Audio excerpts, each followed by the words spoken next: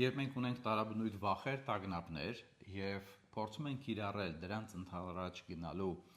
տեխնիկաները, այսինքն առերեսվելու սկզբունքի հիման վրա կառուցված վարքաբանական տեխնիկաներ, ինչպես օրինակ կենդանի բացահայտումն է, նույն ինքը in vivo exposure-ը, մենք պետք է նկատի ունենանք, որ երբ որ մենք անընդհատ ռեգուլար կերպով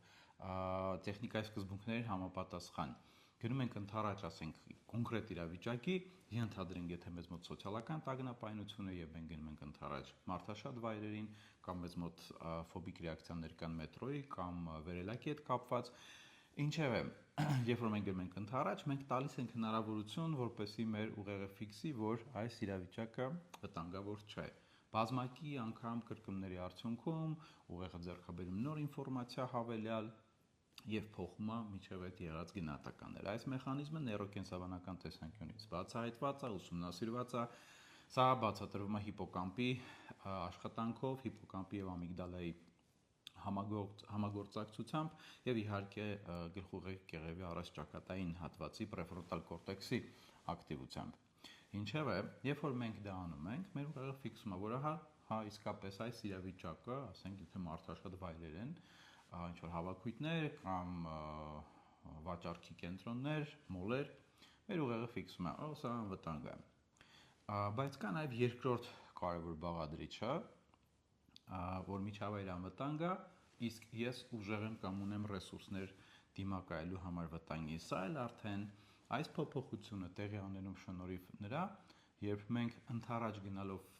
հանդերձ դրան զուգահեռ նաև փորձում ենք ակտիվություն ցուցաբերել այդ միջավայրում։ Այսինքն, եթե օրինակ դա սոցիալական միջավայր է,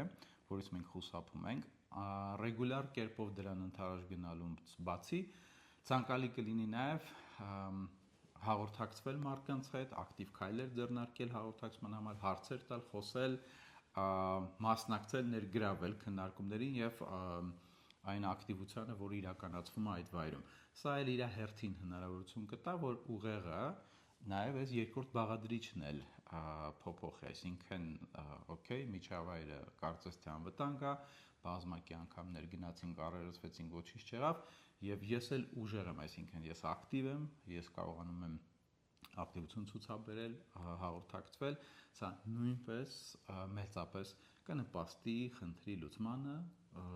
խուսափողականության հաղթահարմանը, վախի, տագնապի հաղթահարմանը, որտեղ ուզում եմ հիշեցնեմ ձեզ, որ տագնապն առաջանում է այն ժամանակ, երբ որ մեր ուղեղը գնահատում է իրավիճակը որպես վտանգավոր մեզ համար, իսկ մեր ուժերը ոչ բավարար դա հաղթահարելու համար։